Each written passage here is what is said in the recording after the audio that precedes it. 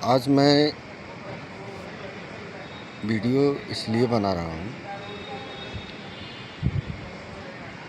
कि इस जंतर मंतर का जो मैटर चल रहा है, लगभग मैं कंटिन्यू रोज़ देख रहा हूँ, लगातार देख रहा हूँ। शुरू में मुझे लगा कि ये जो कुछ भी हो रहा है बहुत ठीक हो रहा है, मतलब जनता के भलाई के लिए हो रहा है।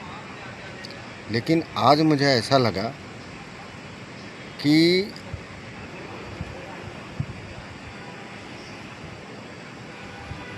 मुझे लगता है कि एक सिर्फ पॉलिटिक्स है, पॉलिटिक्स में आने की कोशिश है। कैसे कि आज शायद इन्हें बुलाया गया था, अभिजीत दीपिके को, और उनके साथ में जो 2-3 लोग और हैं।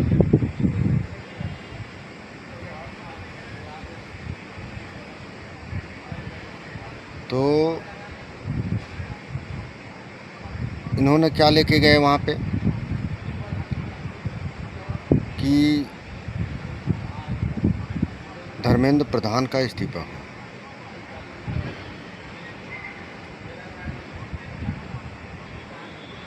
और मतलब एजुकेशन सिस्टम पे केवल पेपर लीक पे इन्होंने बात किया कि पेपर लीक पे जो है थोड़ा सुधार किया जाए, और जो लोग पेपर लीक में होने की वजह से 20 लोग मर गए हैं उनको 1 करोड़ रुपए सरकार को देना चाहिए। और इस आंदोलन में जो घायल हुए हैं या जो अरेस्ट किए गए हैं, फर्जी केस डाले गए हैं, वो सब सरकार गारंटी ले कि वो सब फ्री हो जाएगा। अब इतने बड़े आंदोलन का क्या मतलब हुआ? सारे पूरे भारत के कोने कोने में, हर डिस्ट्रिक्ट में, हर प्रदेश में युवा तुम्हारे साथ खड़े हुए। क्या यही इतनी सी प्रॉब्लम की वजह से कि केवल पेपर लीक पे जो है शिक्षा पे सुधार किया जाए? अरे शिक्षा में तो और बहुत सारे प्रॉब्लम हैं। सरकारी स्कूल इतने बंद हो गए, सरकारी स्कूल जो चल भी रहे हैं एकदम जर्जर अवस्था में हैं। ना वहाँ लाइटिंग है, ना वहाँ बाथरूम है, ना वहाँ के टीचर अच्छे हैं, ना वहाँ ब्लैक बोर्ड ठीक है। मतलब प्राइवेट में कैसा है कि सब डिजिटल हो गया समय के हिसाब से, ठीक ठाक। प्राइवेट में कौन पढ़ा पाएगा जिनके पास अच्छी आमदनी है? तो सरकारी स्कूल की व्यवस्था ख़राब है। केवल पेपर लीक की व्यवस्था ठीक कर देने से ये प्रॉब्लम सॉल्व हो जाएगा? अरे उसके साथ साथ स्कूल की जो सरकार गवर्नमेंट स्कूल हैं, टैक्स किस चीज़ के लिए लेती है? ये सब फैसिलिटी देने के लिए ना गरीबों को। तो ये तो मुद्दा लाए नहीं उसमें कि ये सब सारी चीज़ें और ठीक करनी है। स्वास्थ्य के लिए कुछ बोला नहीं उन्होंने कि आज सरकारी अस्पताल का क्या हाल है, कितनी बुरी स्थिति है। सरकारी अस्पताल में अगर आप चले जाओ ट्रीटमेंट के लिए तो लंबी लाइन लगाओ, उसके बाद डॉक्टर पर्ची मिलेगी, डॉक्टर के पास जाओ, वहाँ पे भी लाइन लगाओ, फिर डॉक्टर देखेगा, रिपोर्ट लिखेगा, फिर सरकारी अस्पताल में अगर उसको करवाना है तो कम से कम 20-25 दिन बाद या 1 महीने बाद तुम्हारा रिपोर्ट आएगा। और वो भी जाँच भी जो होंगे, कोई बड़ी जाँच, महंगी जाँच जो है सरकारी अस्पताल में नहीं होगी, वो बाहर का लिखते हैं। सरकारी अस्पताल में क्या होता है, केवल एक्सरा, ज़्यादा से ज़्यादा सोनोग्राफी और सीटी स्कैन होता है, लेकिन उसका भी चार्ज काफ़ी अच्छा है सरकारी अस्पताल में। मुझे लगता है कि मैं एक बार सीटी स्कैन करवाया था, 2000 दिया था, लगभग 2013 में, ठीक। अब शायद वही सीटी स्कैन सरकारी अस्पताल में भी ज़्यादा हुआ होगा। कोई महंगी दवाइयाँ हैं तो बाहर के लिखते हैं। और गरीबी किस लेवल पे है? लोगों जो गरीब हैं 18,000, 20,000, 25,000, 24,000 में काम कर रहे हैं, वो क्या प्राइवेट हॉस्पिटल अफोर्ड कर पाएंगे या प्राइवेट स्कूल अफोर्ड कर पाएंगे?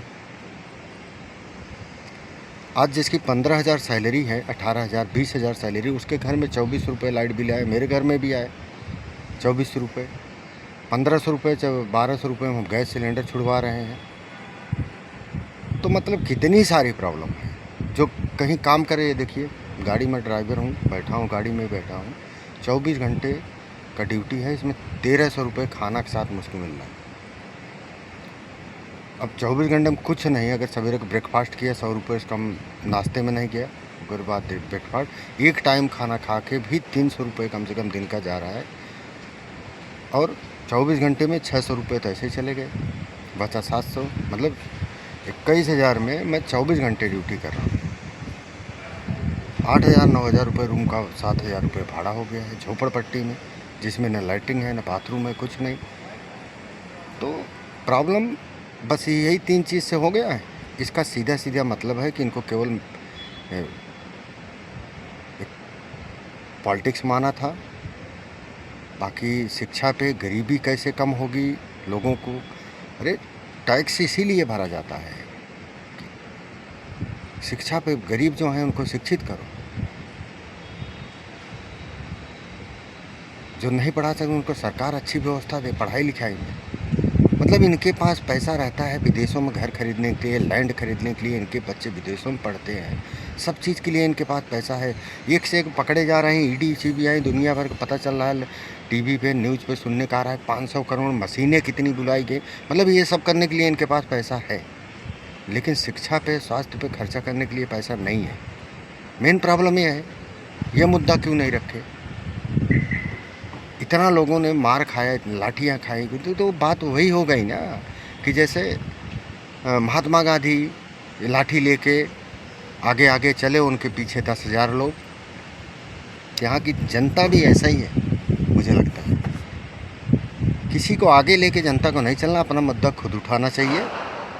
और बाद में हुआ क्या कि जो आगे आगे चले वो हाईलाइट हो गए, 10,000 पीछे के पावर से जो आगे चले लाठी लेके वो हाईलाइट हो गए, ये राष्ट्रपिता बन गए।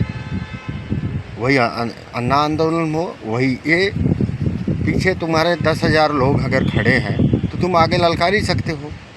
और वही ये लाठी पीछे वालों ने खाई, गोली पीछे वालों ने खाई, आँख पीछे वालों को फूटा, और अभी ये मज़ा उसका ये लेंगे। और जो पीछे वाले इतना कुछ भोगे, अब इनका क्या होगा, ये जीवन भर ऐसे ही चलता रहेगा इनका। ये तीनों मुद्दा से तो यही लग रहा है। अरे भाई सीधा सीधा यही रखना चाहिए, ये सब सारी समस्याओं का समाधान। कॉन्ट्रैक्ट सिस्टम पे शोषण हो रहा है लोग। मैं कॉन्ट्रैक्ट सिस्टम में काम कर रहा हूँ। अभी आज परमानेंट जो है उनकी सैलरी, उनका देख लो, जितना मैं काम कर रहा हूँ इतने में कम से कम 5,000 उनको मिलेगा, और मैं 1,300 रुपये में, 700 रुपये में काम कर रहा हूँ, आप समझो 24 घंटा। तो ये सब चीज़ें मुद्दा रखना चाहिए, ये पहले ख़त्म करना चाहिए।